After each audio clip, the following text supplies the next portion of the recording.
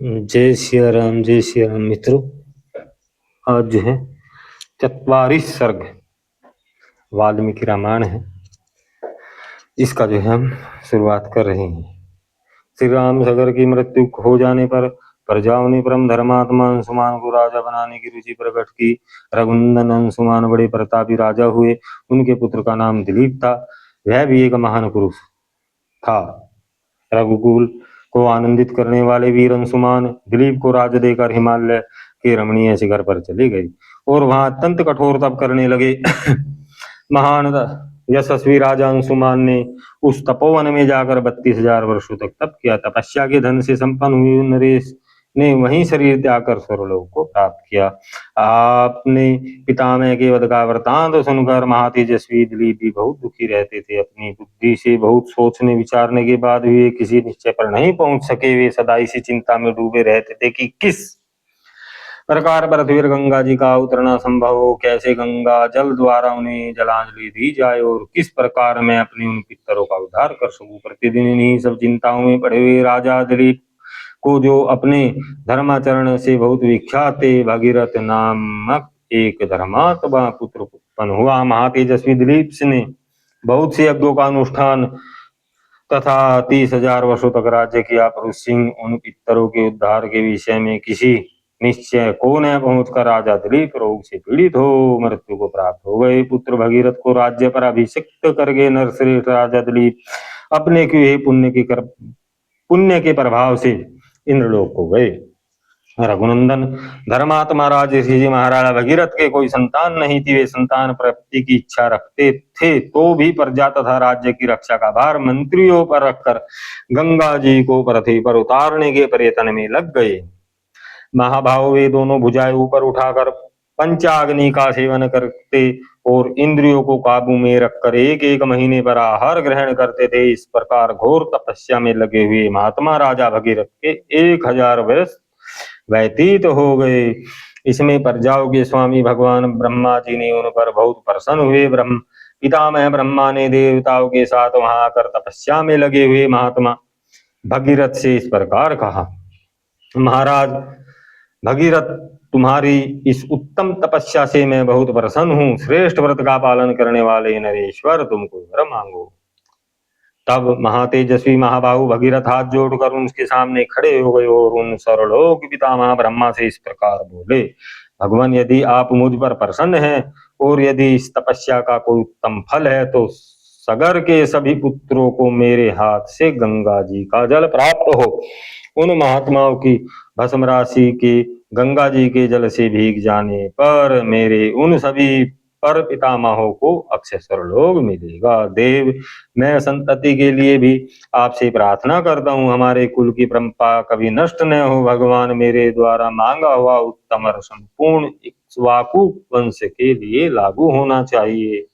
यानी कि जो हमारा कुल जो है कभी जी हो खंडित ना हो, धर्म का मार्ग ना छोड़े, सभी के लिए मांग है। राजा भगीरथ के ऐसा कहने पर सर्वलोक पितामह ब्रह्मा जी ने मधुर अक्षरों वाली परम कल्याण में मीठी वाणी में कहा, इक्ष्वाकु वंश की वृद्धि करने वाले महारथी भगीरथ, तुम्हारा कल्याण हो। तुम्हारा यह महान मनोरथ इस रूप में पूर्ण हो। राजन, ये है हिमालय की ज्येष्ठ पुत्री हेमवती गंगा जी। इनको धारण करने के लिए भगवान शंकर को तैयार करो। महाराज, गंगा जी के गिरने का वेग बहुत पृथ्वी नहीं सहन कर बहुत होगा, पृथ्वी से सहन नहीं कर सकती। राजा के ऐसे कहकर लोक सृष्टा ब्रह्मा जी ने भगवती गंगा से भी भगीरथ पर अनुग्रह करने के लिए कहा। उनके बाद वे संपूर्ण देवताओं तथा मरुदगणों के साथ स्वर्गलोक को चले गए। 43 सर्ग। श्री राम, देवादिदेव ब्रह्मा जी के चले जाने पर राजा भगीरथ पृथ्वी पर केवल एक अंगूठे की अग्रभाग को टिकाए हुए खड़े हो 1 वर्ष तक भगवान शंकर की उपासना में लगे रहे। वर्ष पूरा होने पर सर्वलोक वंदित उमा वल्लभ भगवान पशुपति ने प्रकट होकर राजा से इस प्रकार कहा, नरश्रेष्ठ, मैं तुम पर बहुत प्रसन्न हूँ। तुम्हारा प्रिय कार्य अवश्य करूंगा। मैं गिरिराज कुमारी गंगा देवी को अपने मस्तक पर धारण करूंगा। श्री राम शंकर जी की स्वीकृति मिल जाने पर हिमालय की ज्येष्ठ पुत्री गंगा जी, जिनके चरणों में सारा संसार मस्तक झुकाता है, बहुत बड़ा रूप धारण करके अपने वेग को दुस्सह बनाकर आकाश से भगवान शंकर के शोभायमान मस्तक पर गिरी। दुस्सह वेग बना के, यानी कि कुछ तो माता गंगा का वेग ज्यादा है और कुछ और वेग बढ़ा लिया तो दुस्सह के हैं, अधिक से अधिक। और एक चीज और है भाई माता गंगा के विषय में, जो है शायद प्रथम अध्याय में है, वाल्मीकि रामायण जो हम कर रहे हैं प्रथम अध्याय में बालकांड में, कि जो माता गंगा का प्रादुर्भाव है तो भगवान श्री हरि महाविष्णु के चरणों तय हुआ और चरणों से रुद्र भी प्रकट हुए। और ये तो आप देख सकते हैं इसमें। और जो माता पृथ्वी है वो भी उस परम पुरुष के चरणों से ही उत्पन्न हुई। तो हमारे सनातन धर्म में कुछ लोगों ने अपने लाभ के लिए, उनका कोई भी निजी लाभ होगा, यहाँ मैं निंदा के लिए नहीं बैठा, मैं खाली आप लोगों को जो है सनातन धर्म में क्या है और आपको बताया क्या जाता है, इसलिए मैं इतनी मेहनत कर रहा हूँ। वो मुझे इस चीज का नहीं कि किसे लाभ हो या किसे नहीं, लेकिन दो चीज है, माता पृथ्वी का जो ही वृतांत होगा कि भगवान श्री हरि उस महापुरुष के जो है परम पुरुष के चरणों से उत्पन्न हुई। और ये आप इसी में ही देख रहे हैं, अगर कोई ध्यान से सुन रहा हो तो प्रथम अध्याय है या द्वितीय अध्याय होगा, बालकांड में ही है कि माता गंगा का प्रादुर्भाव भगवान श्री महाविष्णु के चरणों से हुआ। तो एक अछूत और एक पवित्र कैसे हो गया? अगर एक अछूत है और एक वो है तो थोड़ा लॉजिक लगाओ। कुछ विशेष व्यक्ति हैं या जो भी हैं, वो हम किसी की निंदा नहीं करते, वो अपने विशेष लाभ के लिए धर्म के ग्रंथों को तोड़ मरोड़ कर आपके सामने प्रस्तुत करते हैं। मैं क्यों ले रहा भाई ये बुक? मैं भी कहीं एआई या किसी से भी टेप पे अपना ऐसे की ऐसी सेंड कर देता, लेकिन आप रोक के इसे देख सको कि भाई जो है ठीक बोल रहे या नहीं बोल रहे, इसी वजह से इतनी मेहनत कर रहा। तो आप लगे रहे मेरे साथ में, ऐसी सी अच्छी अच्छी चीजें हैं। हाँ, ज्ञान में तो मन लगाना पड़ेगा भाई, बुरी चीज में तो मन लगाया है। ज्ञान तो नीरस हो, अगर इसमें आनंद आना किसी के चालू होगा तो फिर आप इसे नहीं छोड़ने को। और ये भी है कि आप, जो मैंने अभी बताया था कि आप खाली 4 ग्रंथ पढ़ने मेरे साथ में सुनने हैं, पढ़ने भी नहीं है। Number 1 Valmiki Ramayana, number 2 Mahabharata, number 3 Harivansh Purana और नंबर 4 जो है पद्म पुराण। ये ही फिर सब रिपीट है। ये कहा, ये जो है ये इतिहास फिर मैं नहीं कहूंगा, जो खाली जो थोड़ी बहुत जो जुदा चीज होगी वे बताई जाएगी। तो चलिए लंबा ना खींच के काम की बात बताते हैं, क्योंकि तो भाई ग्रंथ ही लंबे हैं काफी और मैं मगजमारी चालू कर दी तो ये तो 20 वर्ष में भी पूरे नहीं होंगे। तो थोड़ी ध्यान रखने की बात है कि माता गंगा का प्रादुर्भाव भगवान श्री महाविष्णु के चरणों तय हुआ। देवी पृथ्वी भी जो है भगवान महाविष्णु के जो है चरणों तय हुई और जो है शूद्र लोग भी भगवान के चरणों तय उत्पन्न हुए। तो एक छूत और एक शुद्ध कैसे हो गया, ये विचारने की बात है। चलिए जय श्री राम, आगे बढ़ते हैं। श्री राम देवादिदेव ब्रह्मा जी के चले जाने पर राजा भगीरथ पृथ्वी पर केवल एक अंगूठी के अगर भाग कोटि खाए हुए खड़े हो गए। 1 वर्ष तक भगवान शंकर की उपासना में लगे रहे। वर्ष पूरा होने पर सर्वलोक वंदित उमावल्लभ भगवान पशुपति ने प्रकट होकर राजा से इस प्रकार कहा, नरश्रेष्ठ मैं तुम पर बहुत प्रसन्न हूँ, तुम्हारा प्रिय कार्य अवश्य करूंगा। मैं गिरिराज कुमारी गंगा देवी को मस्तक पर धारण करूंगा। ये रिपीट हो गया भाई, यहाँ तक आगे थे। चलिए, उस समय पर परम दुर्धर गंगा देवी ने सोचा कि मैं अपने प्रखर प्रभाव के साथ गंगा जी को, वो शंकर जी को लिए दिए, यानी कि अपने पास में लेके ही अपना वेग इतना बढ़ा लूंगी कि भगवान शंकर के भी पाताल में लेके चली जाऊंगी अपने साथ में। उनके इस अहंकार को जानकर त्रिनेत्रधारी भगवान हर यानी कि शंकर कुपित हो उठे और उन्होंने उस समय गंगा जी को अदृश्य कर देने का विचार किया। पुण्य स्वरूपा गंगा भगवान रुद्र के पवित्र मस्तक पर गिरी। उनका वह मस्तक जटामंडल रूपी गुफा से सुशोभित हिमालय के समान जान पड़ता था।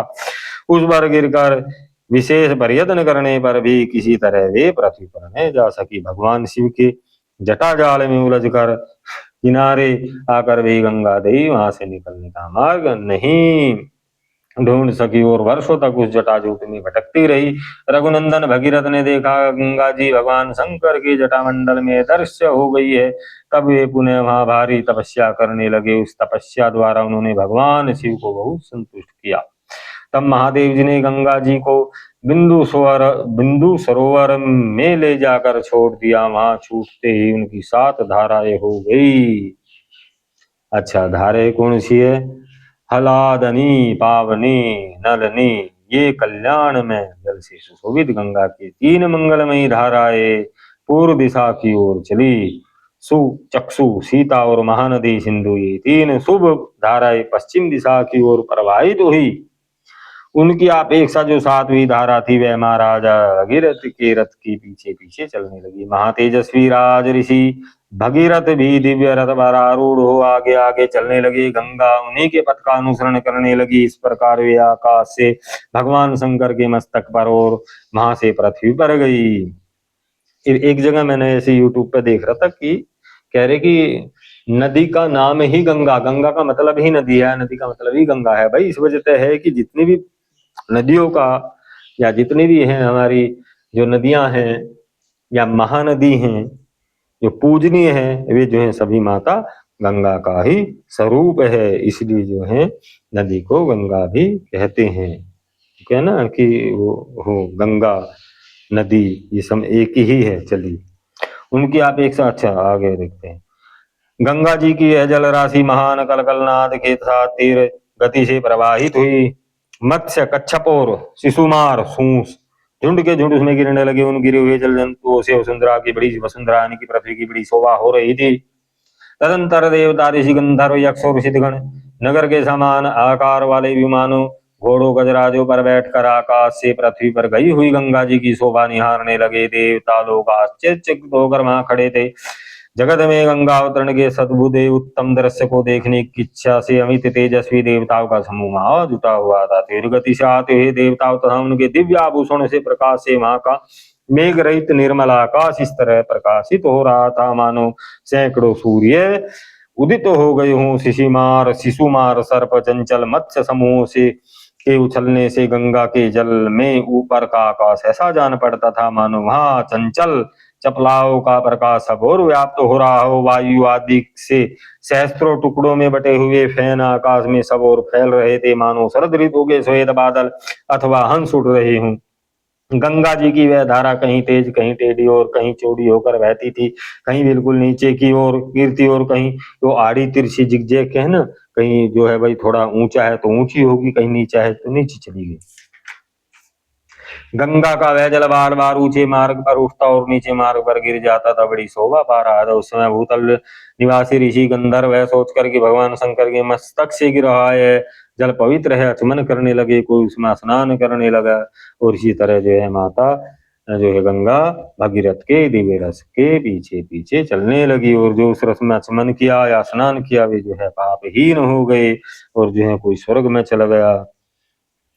चलिए श्री राम उस समय समस्त देवता ऋषि दैत्य, या थोड़ा मैं छोड़ दिया वही है सब जो मैं बताया। उस समय समस्त देवता ऋषि दैत्य दानव राक्षस गंधर्व यक्ष वर किन्नर बड़े नाग सर्प अप्सरा ये सब लोग बड़ी प्रसन्नता के साथ राजा भगीरथ के रथ के पीछे पीछे गंगा जी के साथ चल रहे थे।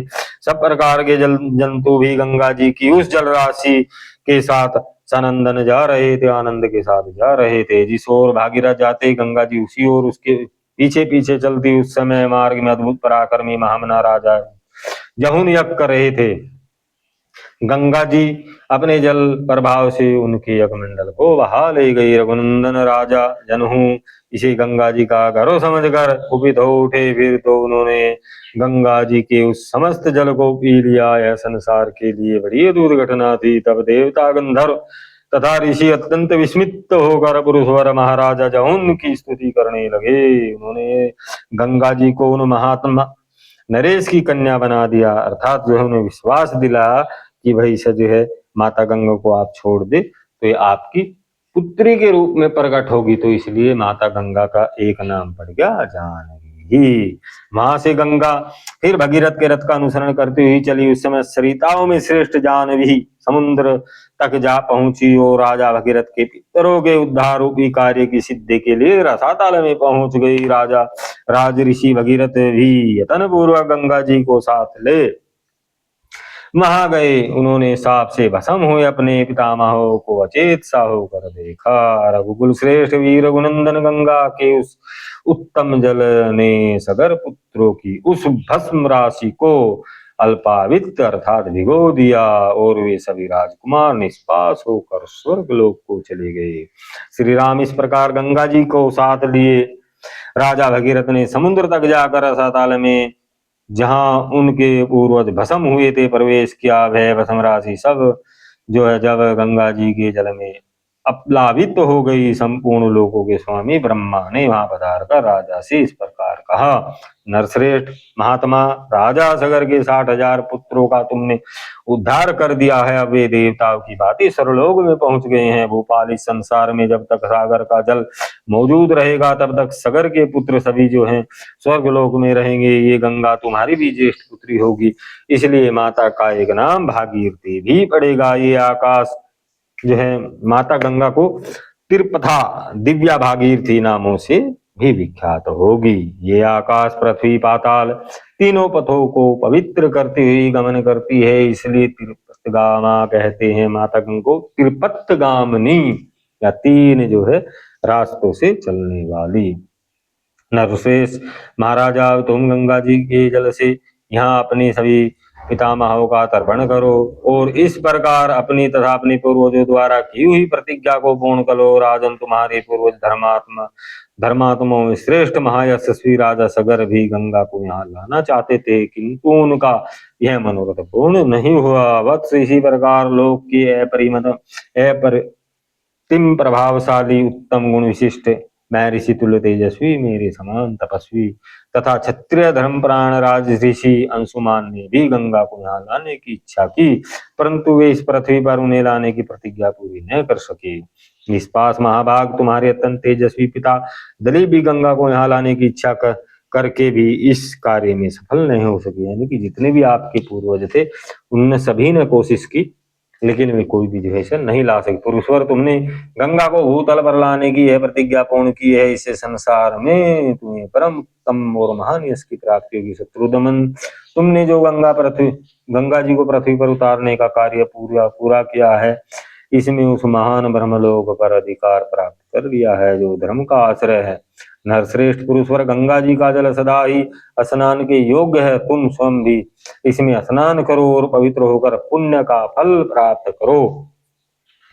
नरेश्वर, तुम अपने सभी पितामहों का तर्पण करो, तुम्हारा कल्याण हो। अब मैं अपने लोक को जाऊंगा, तुम भी अपनी राजधानी लेट जाओ। ऐसा कहकर सर्वलोक पितामह महायशस्वी देवेश्वर ब्रह्मा जी जैसे आए थे वैसे ही अपने लोक को चले गए। नरश्रेष्ठ महायशस्वी राज ऋषि राजा भगीरथ भी गंगा जी के उत्तम जल से क्रम से सभी सगर पुत्रों का विधिवत तर्पण करके पवित्र हो अपने नगर को चले गए। रघुनंदन, अपने राजा को पुनः सामने पाकर जो है प्रजावर को बड़ी प्रसन्नता हुई और उनका चिंता दूर हो गई। श्री राम, यह गंगा जी की कथन जो है मैंने आपको सुनाया है, यह जो है बड़ा पवित्र है, आयु पुत्र धन यश सभी देने वाला है और जो है इसे सुनने से और सुनाने से कल्याण होता है। चलिए, पंचचत्वारि सर्ग। विश्वामित्र की बातें सुनकर लक्ष्मण सहित श्री रामचंद्र जी को बड़ा विस्मय हुआ। तो इसमें थोड़ी छोड़ देता हूँ मैं, इसमें कुछ नहीं, वही है कि जो इस कथा को पढ़ेगा तो खाली क्यों 5 मिनट लंबा करा जा, वैसे आप रोक कर पढ़ सकते हो, बाकी काम की बात में बताता चलूं सब। विश्वामित्र जी की बातें सुनकर लक्ष्मण सहित श्री राम जी को बड़ा विस्मय हुआ। वे मुनि से इस प्रकार बोले, ब्राह्मण, आपने गंगा जी के स्वर्ग से उतरने और समुद्र में के भरने की बड़ी उत्तम कथा कही है।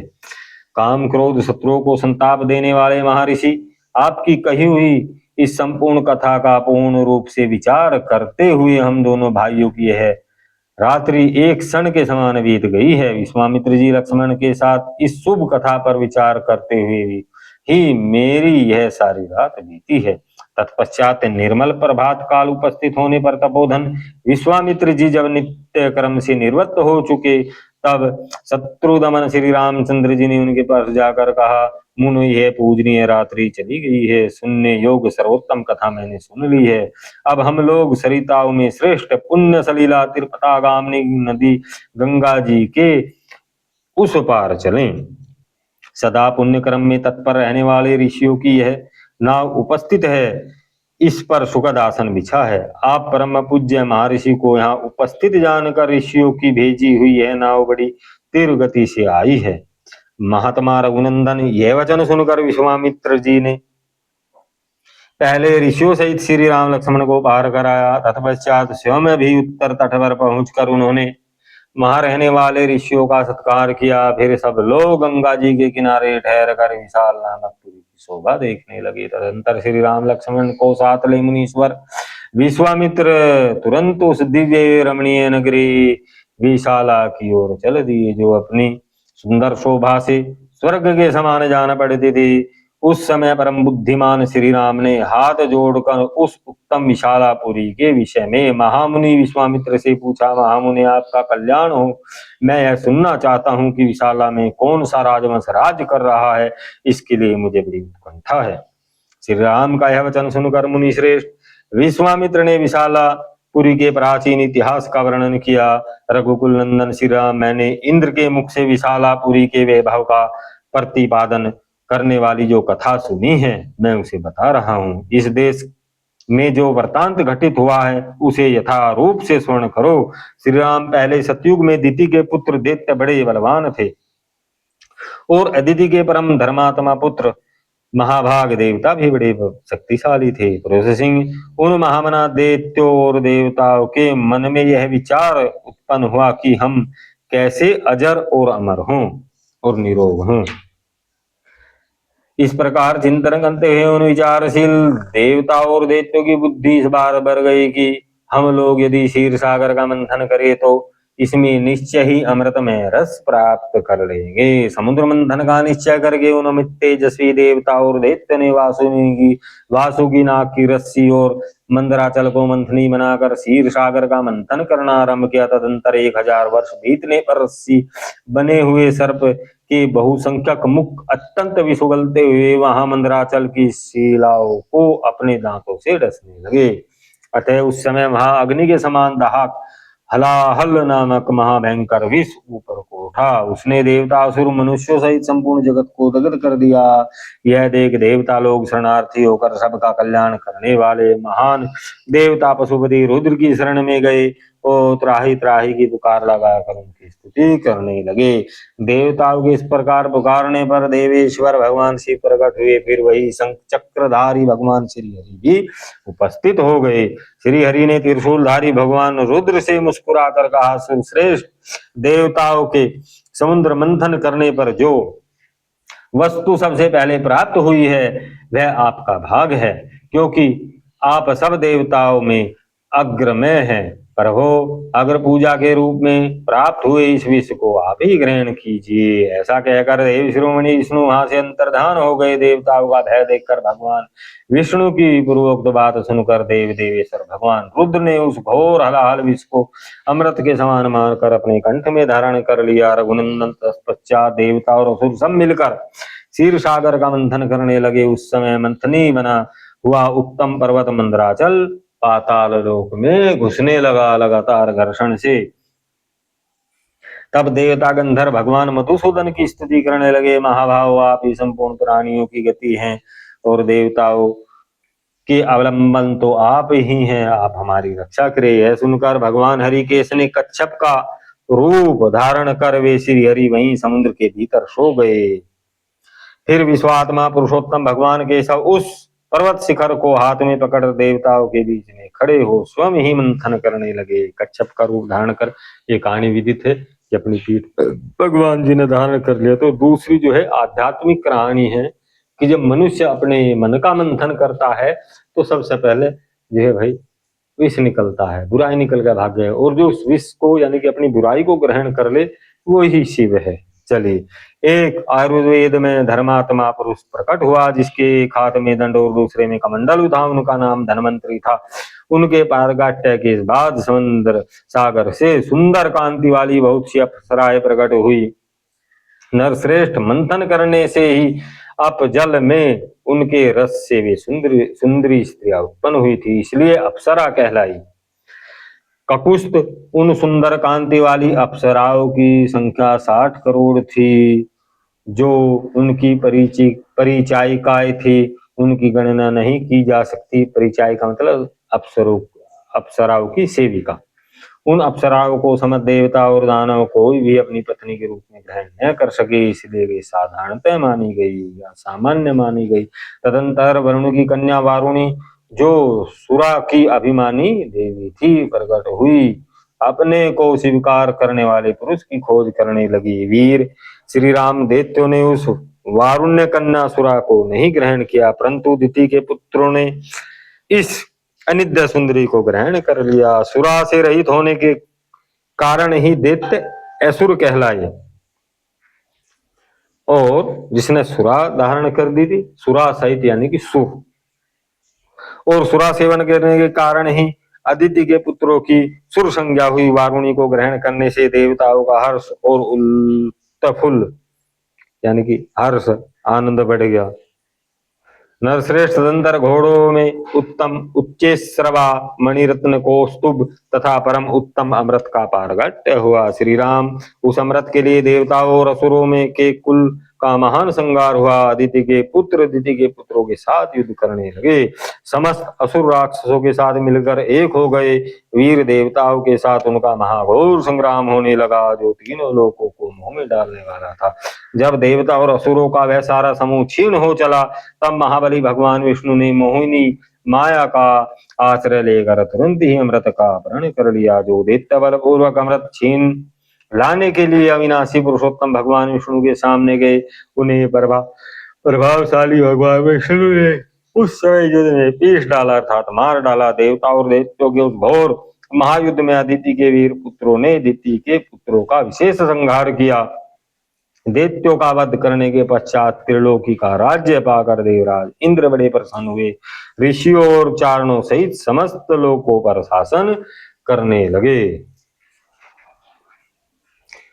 षट्चत्वारि सर्ग। अपने उन पुत्रों के मारे जाने पर दिति को बड़ा दुख हुआ। वे अपने पति मारीची नंदन कश्यप के पास जाकर बोली, भगवान आपके महाबली पुत्र देवताओं ने मेरे पुत्रों को मार डाला है, अतः मैं दीर्घ काल की तपस्या से उपार्जित एक ऐसा पुत्र चाहती हूँ जो इंद्र का वध करने में सक्षम हो। मैं तपस्या करूंगी, आप इसके लिए मुझे आज्ञा दीजिए। मेरे गर्भ से ऐसा पुत्र प्रदान करे जो सब कुछ करने में समर्थ हो और इंद्र का वध भी कर सके। इसकी यह बात सुनकर महातेजस्वी मरीचि नंदन कश्यप ने उस परम दुखनी दिति को इस प्रकार उत्तर दिया। तपोधने, दुखनी अर्थात दुख से पीड़ित, तपोधने ऐसा ही हो, तुम सोचाचार का पालन करो, तुम्हारा भला हो। तुम ऐसे पुत्र को जन्म देगी जो युद्ध में इंद्र को मार सके। यदि पूरे 1 सहस्त्र वर्ष तक पवित्रता पूर्वक रह सकोगी तो तुम इस त्रिलोकीनाथ इंद्र का वध करने में समर्थ पुत्र को प्राप्त कर लोगी। ऐसा कहकर महातेजस्वी कश्यप ने दिति के शरीर पर हाथ फेरा, फिर उनका स्पर्श करके कहा, तुम्हारा कल्याण हो। ऐसा कहकर वे तपस्या के लिए चले गए। नरश्रेष्ठ, उनके चले जाने पर दिति अत्यंत हर्ष और उत्साह से भरकर कुशपल्लव नामक तपोवन में आई और अत्यंत कठोर साधना करने लगी। पुरुषवर श्री राम दिति के तपस्या करते समय सहस्त्र लोचन इंद्र विनय आदि उत्तम गुण संपत्ति से युक्त हो उनकी सेवा टहल करने लगे। सहस्त्राक्ष इंद्र अपनी मौसी दिति के लिए अग्नि, कुश, काष्ठ, जल, फल, मूल, अन्याय अभिलाषित वस्तुओं को लाकर देते थे। इंद्र मौसी की शारीरिक सेवाएं करते थे, उनके पैर दबाकर उनकी थकावट मिटाते थे। ऐसे ही अन्य आवश्यकताएं सेवा द्वारा वे हर समय दिति की परिचर्या करते थे, अर्थात उनकी सेवा में लगे रहते थे। रघुनंदन, जब सहस्त्र वर्ष पूर्ण होने में कुछ 10 वर्ष बाकी रह गए, तब एक दिन दिति ने अत्यंत हर्ष में भरकर सहस्त्रलोचन इंद्र से कहा, बलवानों में श्रेष्ठ, अब मेरी तपस्या केवल 10 वर्ष शेष रह गई है, तुम्हारा भला हो। 10 वर्ष बाद तुम अपने होने वाले भाई को देख सकोगे। बेटा, मैंने तुम्हारे विनाश के लिए जिस पुत्र की याचना की थी, वह जब तुम्हें जीतने के लिए उत्सुक होगा, उस समय मैं उसे शांत कर दूंगी। तुम्हारे प्रति उसकी वैर भाव से रहित भ्रात स्नेह से युक्त बना दूंगी, अर्थात जो तुम्हारा जो हंता होगा मैं उसे समझाऊंगी, उसे जो है उचित गुण दूंगी, और जो है तुम्हें जो है आप निश्चिंत रहो, तुम्हारा मित्र बन के रहेगा। ऐसा कहकर दिति नींद से अचेत सी हो गया, नहीं, सुरश्रेष्ठ, मेरे प्रार्थना करने पर तुम्हारे माता पिता ने 1000 वर्ष के बाद पुत्र होने का मुझे वरदान दिया था कि इंद्रहंता पुत्र हो जाएगा। ऐसा कहकर दीदी नींद से अचेत सी हो गई। उस समय सूर्यदेव आकाश के मध्य भाग में आ गए थे। दोपहर का समय था। देवी दीति आंचल बैठी बैठी चपकी लेने लगी। सिर झुक गया और केस पैरों से जा लगे। इस प्रकार निंद्रावस्था में उनके पैरों को सिर से लगा लिया। यही से कहावत है कि जो देवियां हैं या स्त्री तत्व हैं, उन्हें अपने पैर खुले, अपने बाल खुले हुए, अपने केस खुले हुए नहीं छोड़ने चाहिए। उन्होंने अपने केसों को पैरों पर डाल रखा था। सिर को टिकाने के लिए दोनों पैरों को ही आधार बना लिया। यह देख दिति को अपवित्र हुई जान इंद्र से और बड़े प्रसन्न हुए। माता दिति के उदर में प्रविष्ट हो गए। उसमें स्थित हुए गर्भ से उन्होंने 7 टुकड़े कर डाले। श्री राम उनके द्वारा 100 पर्वों वाले वज्र से विदीर्ण किए जाने समय वह गर्भस्थ बालक जोर जोर से रोने लगा। इसमें दिति की निंद्रा टूट गई। वे जाकर उठ बैठी। तब इंद्र ने उस रोते हुए गर्भ से कहा, भाई मत रो। परंतु महातेजस्वी इंद्र ने रोते रहने पर भी उन बालक के टुकड़े ही कर डाले। उस समय दिति ने कहा, इंद्र बच्चे को न मारो। माता के वचन का गौरव मानकर इंद्र सहसा उधर से निकल आए। फिर वज्र सहित इंद्र ने हाथ जोड़कर दिति से कहा, देवी तुम्हारे सिर के बाल पैरों से लगे हुए थे। इस प्रकार तुम अपवित्र अवस्था में सोई थी। यही छिद्र पाकर मैंने इस इंद्रहंता बालक के 7 टुकड़े कर डाले। इसके लिए मुझे क्षमा करें। इंद्र द्वारा अपने गर्भ के 7 टुकड़े कर दिए जाने पर देवी दिति को बड़ा दुख हुआ। वे दुर्धर वीर सहस्त्राक्ष इंद्र से अनुनय विनय पूर्वक बोली, देवेश्वर बलसूदन, मेरे ही अपराधी से इस गर्भ के 7 टुकड़े हुए। इसमें तुम्हारा कोई दोष नहीं है। इस गर्भ को नष्ट करने के निमित्त तुमने जो क्रूरता पूर्वक कर्म किया है, वह तुम्हारे और मेरे लिए भी जिस तरह प्रिय हो जाए, जैसे भी उसका परिणाम हो, मेरे लिए सुखद हो, वैसा उपाय मैं करना चाहती हूँ। मेरे गर्भ के वे 7 खंड 7 व्यक्ति होकर 7 मृदगणों के स्थानों का पालन करने वाले हो जाए। बेटा, ये तेरे दिव्य रूपधारी पुत्र मारुत नाम से मेरे ये दिव्य रूपधारी पुत्र मारुत नाम से